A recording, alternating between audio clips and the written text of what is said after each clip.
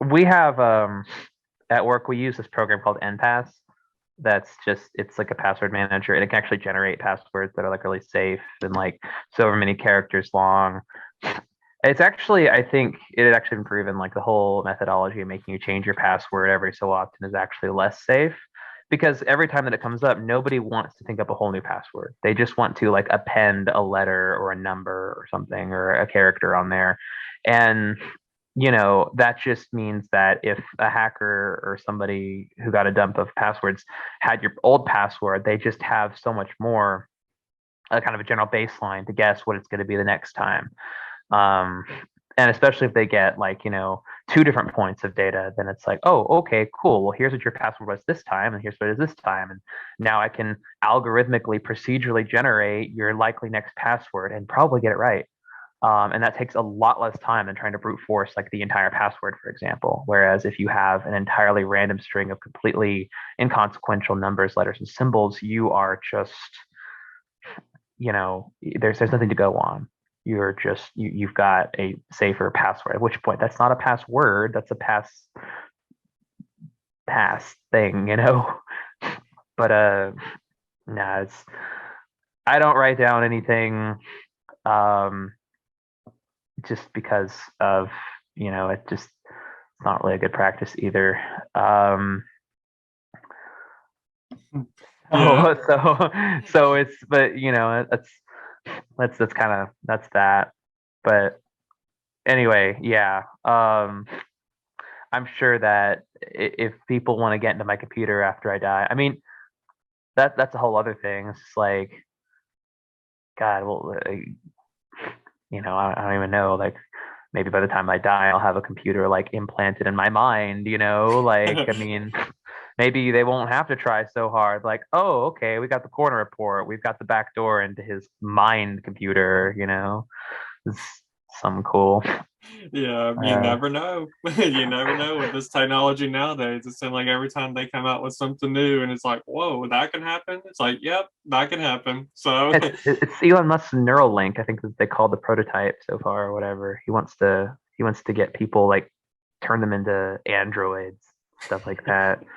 Yeah, it's I say, yeah, and you make a really good point about like the passwords, situations that more than likely people are gonna just change a number or like, make it to where more than likely even the hackers can, know your password or what the likelihood of what your next password is going to be, because I have been guilty of kind of doing that same thing where, I'll just change the number like every time when it's like, all right, time to change, it's like I don't care to start thinking about another brand new password, so I'm just going to change the number from like, 1 to 2, on here. So like I said, it's definitely like it definitely isn't good practice, because like I said, it can be that you're just gonna, the whole idea of changing your password for safety is done in vain, because like you're just going to be getting hacked too after all, because you changed your password from 1 1 to 1 2. So like I said, it's yeah, that's definitely not good. Hmm. But yeah. Let's see. I think that covered everything with that question though. Death, funerals, arrangements. Like I said, life insurance is complicated, or it can be complicated. It was more complicated than me getting car insurance. I'll say that. Um, like I was trying to do some more well-rounded research on it actually, because at first I was thinking I was just going to get it bundled with everything else, because that's how insurance companies work. They want you to bundle all of your different kinds of insurance together.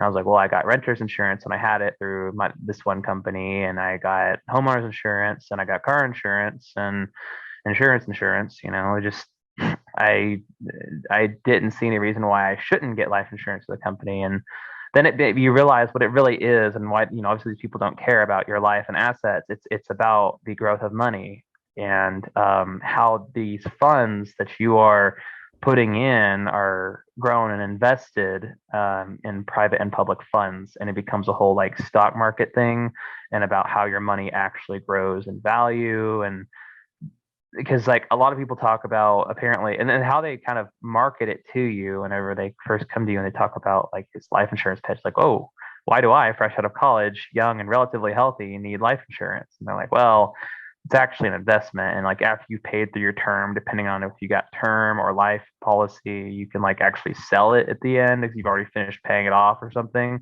And it can actually be literally worth more money than what you started out as.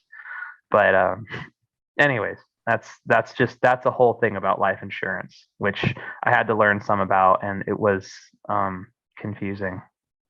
But I think I've got a good deal now. It's not too much, uh, and they work with you, and like you can adjust like the rates you want to put in and how much it'll be worth and stuff. So it's I think it's a necessary evil. I'll put it that way. Yeah, yeah, that is very true. Like I said, it is a lot more, complicated than people make it out to be, definitely for sure. Lots of people may think it's just simply just getting it and that's it. But it's like, there's a little bit more that goes into it, a little bit more nooks and crannies that, dot the I's, cross the T's kind of situation. So there's a lot more to it. So definitely, for anybody that, is thinking about getting life insurance, just be prepared and just know that there are people that are willing to work with you on that, so you're not just going into it alone and have to make these huge big choices that that can affect you long term. So let's just definitely be prepared for all of that, whether it's life insurance or writing out a will or preparing your own funeral, or any of you how what you want to do with your body, whether you sell your body to science, or because I've had an uncle that did that. So let's just there's so many ways that you can go about doing that. So moving on to this next question. So this is going to be a question where I know both me and Tony are going to have two different answers, I feel like, but that is okay because this is all about just hearing each other's perspectives and opinions. And this is what my podcast is about, is hearing everybody from every age and stage of life. And I said it's all good. So anyways, my next top my well, not next topic, my next question is going to be about like the afterlife. So once we pass away, I feel like, I'm sure people have more different beliefs, but I think of three different beliefs that people have when they die. I feel like it's either when you die, you go to heaven or hell.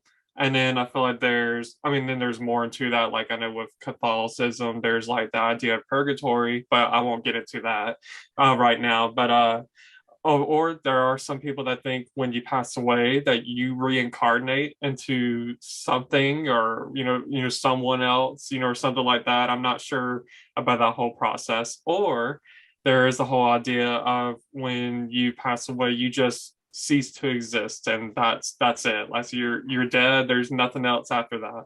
So I was wondering, like with you, like what out of those three, or if there is another option, like what do you kind of believe in when it comes to the afterlife? So belief is a tricky word because a lot of people, especially in the religious context, especially within relation to um, I guess Judaism, Christianity, people say the word belief, that's having faith in something. And to say that I have faith in any particular idea of what is going to happen, I feel like is kind of inapplicable because I don't, I consider myself an agnostic. I don't have a belief. And I believe the word agnostic means without knowing, because a lot of people, when they put their belief and their trust and their faith in something, they speak about it as if they know it. That is an undeniable, inalienable fact to them because that is their faith, that is their worldview. And the agnostic is kind of the I guess some people would probably call it um, intellectually honest, but uh, what is that word? Convictionally weak, because you're not putting in a stake, you're not putting in a gambit, you're not putting in a gamble before the race is won. You're just saying, well, it could be this, it could be that. Um, I mean, I grew up very much in a very similar religious background, I believe, and like what you're mentioning, Judeo-Christian background. And those things really did bother me a lot growing up. In fact, it was actually more than just death and, hell and fire and brimstone. It was that, growing up, especially in the late 90s, early 2000s, everything was about the end times. Um, and, a very sometimes literal reading of the book of Revelation. Um, so, you know, as though I have, you know, not maintained faith in that worldview and in that religious belief growing up, I do still like to entertain a lot of different, ideas about it and still like to learn about, things in the Bible even today, because I think that um, it's something that sometimes brings comfort to learn a little bit more about the historical context. Like, for example, a lot of people assume they think they know about heaven and hell is that, a lot of what is sometimes translated as hell in the Old Testament is actually the word Sheol, which actually just means grave or, death. You're going to die. Um, because, and I had seen some things, they're not really recent beliefs, but it's actually, a lot of the older views of what the ancient Israelites and the early Judaism beliefs of the afterlife, where they were actually more that of annihilation, which is similar to that idea of where you just go and you die, which is why death was so feared, because it was like, well, you just cease to exist. Um, and that means that you can't be in communion with God anymore because you cease to be.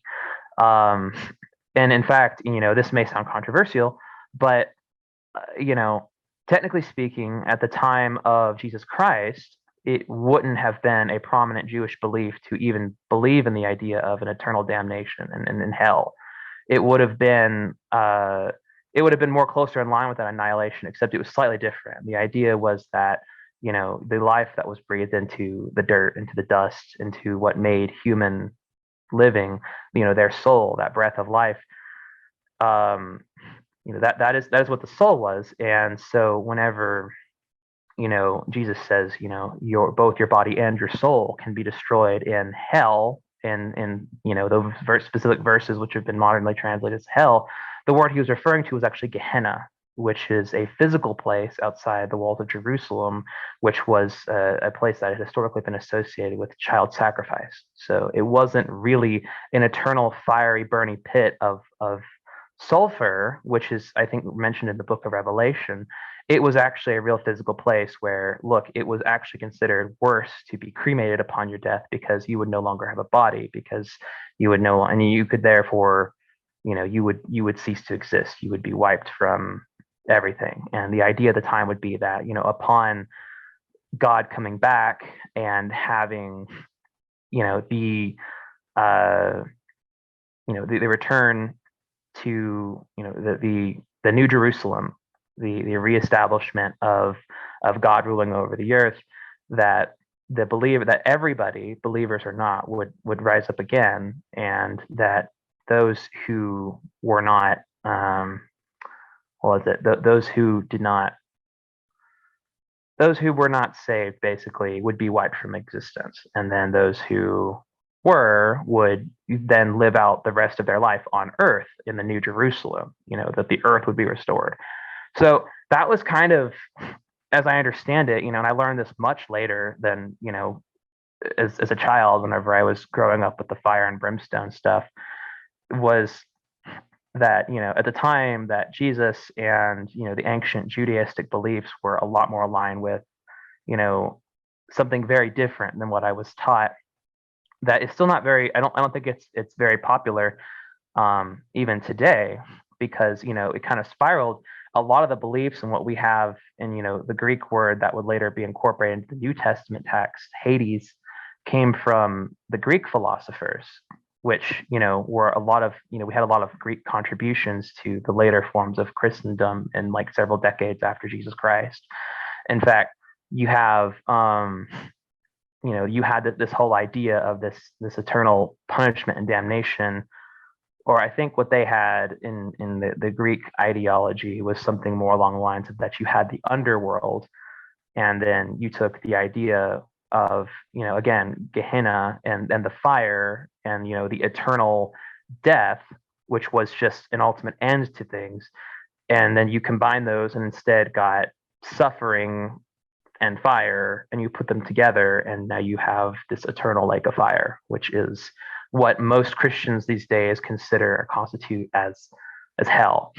Um, as for heaven, I'm actually even I mean, I'm actually even more confused about heaven than I am about hell, because I have seen so many different people. I don't know if you've ever heard of the book Heaven is for Real, with Hmm. the Burpo family. Yeah. It's like, on one hand, this would be a perfect situation to make a lot of money, because you have a family who believes this thing and they've been telling their kid this. And then, wouldn't it be so cool if after a near death experience, he comes back and tells the story of all these people who are in heaven? It's a great setup. Um,